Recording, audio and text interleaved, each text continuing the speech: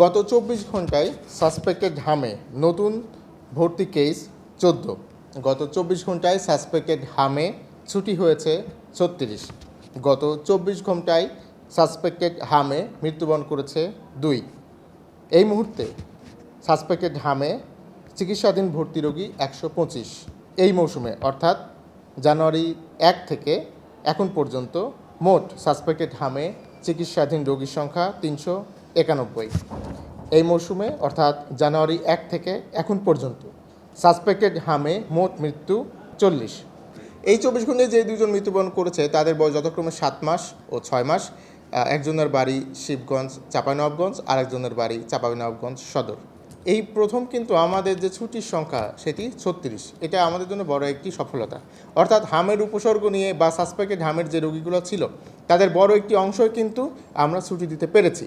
এবং গতকাল পর্যন্ত এই ছুটির সংখ্যাটা অনেকটা কম হলেও আজকে কিন্তু আমরা ৩৬ জনকে এই ২৪ ঘন্টায় ছুটি দিয়েছি। তো স্বভাবতই আমাদের চিকিৎসকদের পক্ষ থেকে, আমাদের হাসপাতাল কর্তৃপক্ষের পক্ষ থেকে এই হাম মোকাবেলায় আমরা কাজ করে যাচ্ছি। আর চিকিৎসার জন্য যে পরীক্ষা, এই পরীক্ষা কিন্তু আসলে আমাদের রাজশাহী মেডিকেল কলেজ হাসপাতালে সম্ভব নয়। এই পরীক্ষার যে স্যাম্পল সেটি বিশ্ব স্বাস্থ্য সংস্থার প্রতিনিধি দল প্রথমে গ্রহণ করেন, আমাদের এখান থেকে গ্রহণ করে সেটি তারা ঢাকাতে পাঠান। ঢাকাতে সেন্ট্রালি এই পরীক্ষাটি হয় এবং পরবর্তীতে তারা সেন্ট্রালি সকল হাসপাতাল বা সকল উপজেলা স্বাস্থ্য কমপ্লেক্স, জেলা সদর হাসপাতাল সকল রিপোর্ট একত্রিত করে আমাদেরকে প্রেরণ করে।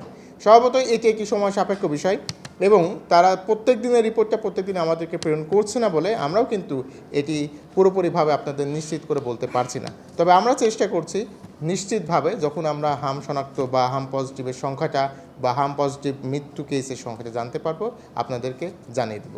দেখুন, হামের কিন্তু উপসর্গের মধ্যে আমরা বলেছি 3C, অর্থাৎ কোল্ড, কাফ, কনজাংটিভাইটিস। এর সাথে যে র্যাশ, তো অর্থাৎ ঠান্ডা থাকবে, সর্দি থাকবে, তার কাশি থাকবে এবং চোখের সংক্রমণ থাকবে, সাথে র্যাশ, শরীরের বিভিন্ন স্থানে র্যাশ দেখা দেবে।